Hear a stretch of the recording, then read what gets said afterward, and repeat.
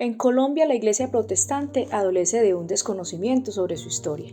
La mayoría de los miembros de iglesias protestantes poco conocen sobre cómo llegó y se desarrolló el protestantismo en el país. Contrario a lo que la gran mayoría piensa, el protestantismo no entró propiamente por las islas de San Andrés y Providencia. A continuación, iniciaremos la línea de tiempo.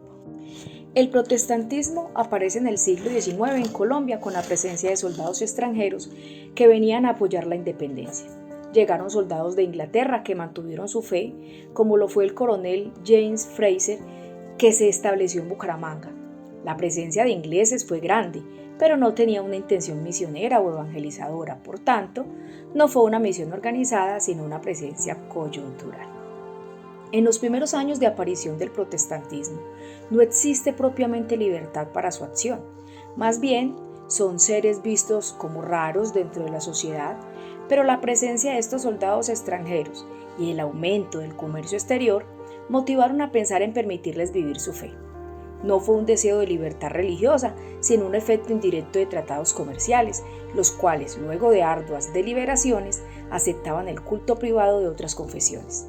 El artículo 14 del Tratado Bitlac-Mayarino, firmado con Estados Unidos el 12 de diciembre de 1846, dice: de la misma manera, los ciudadanos de los Estados Unidos gozarán en el territorio de la República de la Nueva Granada, lo que hoy conocemos como Colombia, de perfecta libertad de conciencia y ejercerán su religión pública o privadamente en sus mismas habitaciones o en capillas o en lugares de adoración destinados al efecto, de conformidad con las leyes, usos y costumbres de la Nueva Granada.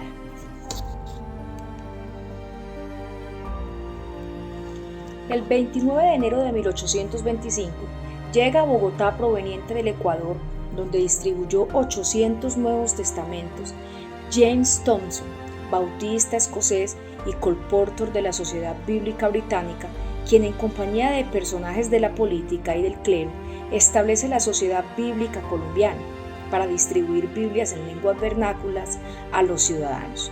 Inicialmente las autoridades eclesiásticas no vieron peligro, pero luego vinieron los ataques, pues se recordó que para publicar las Biblias en lengua vernácula debían cumplirse ciertas condiciones, como son la licencia del soberano pontífice, que la versión se haga por un autor católico y con notas de los santos padres y autores clásicos.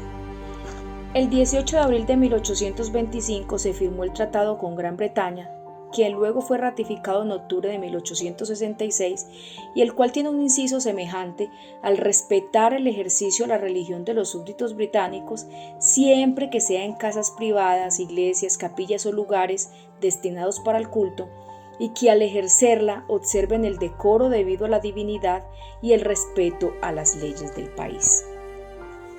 Por la isla de San Andrés fue que entraron los primeros misioneros protestantes a Colombia a principios del siglo XIX, y allí se erigió en 1847 la primera iglesia bautista en América del Sur llamada Emanuel. Para edificar la iglesia Emanuel se utilizó madera de pino traída desde Alabama en los Estados Unidos. El liberalismo en los años 1850, como después en los años 1930 y siguientes, creó un clima general de tolerancia religiosa, pero no era una política de protestantización del país, sino una actitud reactiva frente a la Iglesia. Además, en los huecos dejados por la débil presencia del Estado o la Iglesia Católica, se hicieron presentes templos y escuelas protestantes.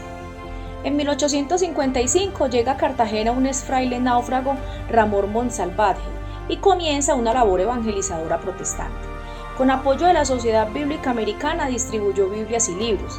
Aprovechó para desarrollar su misión el ambiente de libertad promovido por el presidente José Hilario López, quien aprobó un estatuto nacional que separaba a la Iglesia y el Estado y abolía el patronato eclesiástico.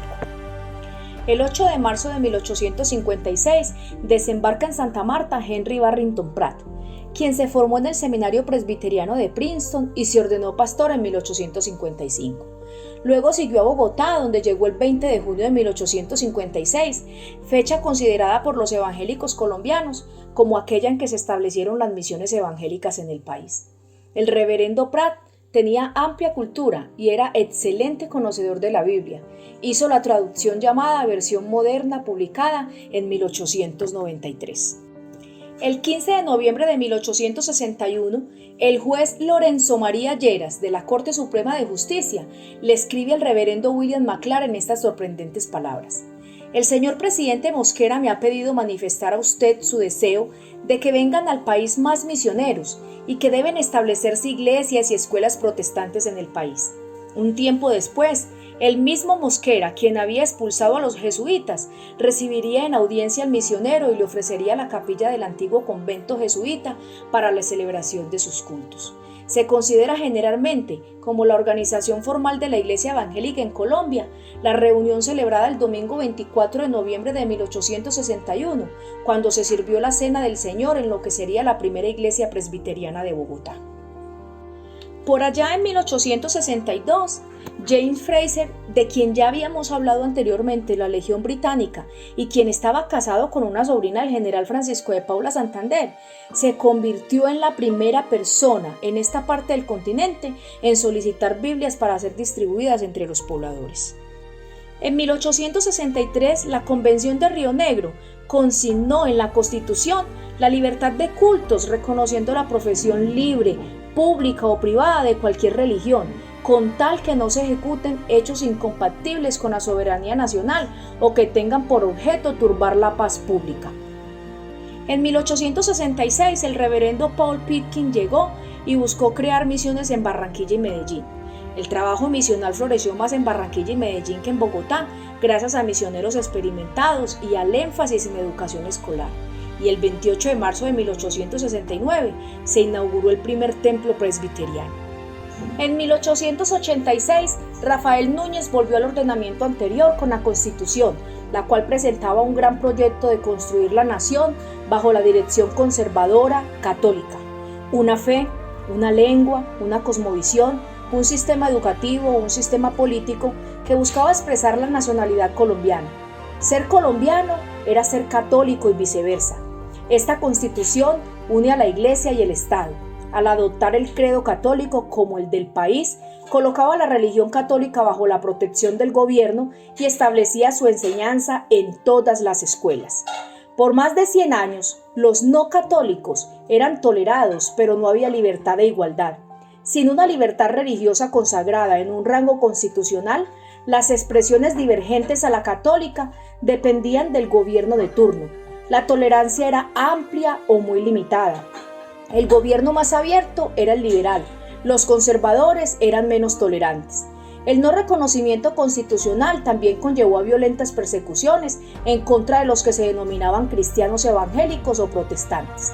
Además, como el credo católico era el único válido para varios procesos civiles, sus matrimonios no tenían reconocimiento civil y, sobre todo en poblaciones rurales, hasta se les impedía ser enterrados en los cementerios. En 1944 se descalifica a los protestantes por no tener la misión divina y eclesiástica para enseñar la verdad y por atentar contra la unidad nacional y su base fundamental, que era la Iglesia Católica. Argumentar que se destruía la unidad nacional sería el argumento para enfrentar al protestantismo y los judíos. Por ello, la exclusión de otras formas de pensar y creer cerró el país a otras alternativas de vivir la fe. El país se debía construir solo bajo principios católicos. En 1984, al producirse su conversión al cristianismo, el periodista Darío Silva Silva inició sus estudios de formación espiritual, al tiempo que lideraba junto con su esposa Esther Lucía un grupo de oración formado por amigos. Ante la negativa de instituir una iglesia dada por sus líderes nacionales de entonces, quienes preferían continuar al frente de un laicado, los miembros del grupo decidieron hacer uso de la libertad de asociación y conformaron la Corporación Unión de Hogares Cristianos, que obtuvo personería jurídica de la Alcaldía Mayor de Bogotá. Al ser ordenado y consagrado como ministro del Evangelio, Darío Silva Silva y sus compañeros en la mencionada entidad tomaron la decisión de formar una iglesia cristiana, función debidamente autorizada por los estatutos. En aquel tiempo, las iglesias no tenían existencia autónoma, pues la Constitución Nacional consagraba una nación católica, apostólica y romana. Contrario a lo que normalmente se piensa, El trabajo para que el protestantismo y otras religiones fueran reconocidas no comenzó en la Asamblea Constituyente de 1991. Al igual que otras reformas, los primeros intentos apuntaron a la reforma constitucional de 1988 y 1989. Aunque la propuesta cristiana fue incluida en la reforma, fracasó al igual que el resto del articulado. Pero como con las otras propuestas hundidas, la posibilidad de una asamblea constituyente rescató los intentos reformistas. Desde los primeros días, el movimiento cristiano se centró en los temas de libertad religiosa y de conciencia.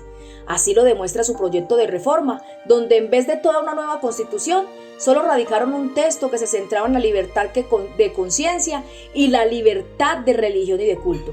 Uno de los debates más fuertes en los 4 meses de la Asamblea Constituyente fue la presencia o no de Dios en la Carta Magna y el papel que éste jugaría. En todas las constituciones, excepto en la de Río Negro, la deidad encabezó la Carta Magna. Tanto así, como ya se ha dicho, que en la última constitución se había fijado como fuente de todo poder y autoridad. Cuando se intentó replicar la fórmula en 1991, hubo mucha oposición, sobre todo de algunos sectores que se denominaban no creyentes. En 1991, al reformarse la Constitución Política de Colombia, fueron definitivamente consagradas las libertades de conciencia y de culto, y Casa sobre la Roca, Iglesia Cristiana Integral, obtuvo su personería jurídica especial expedida por el Ministerio del Interior.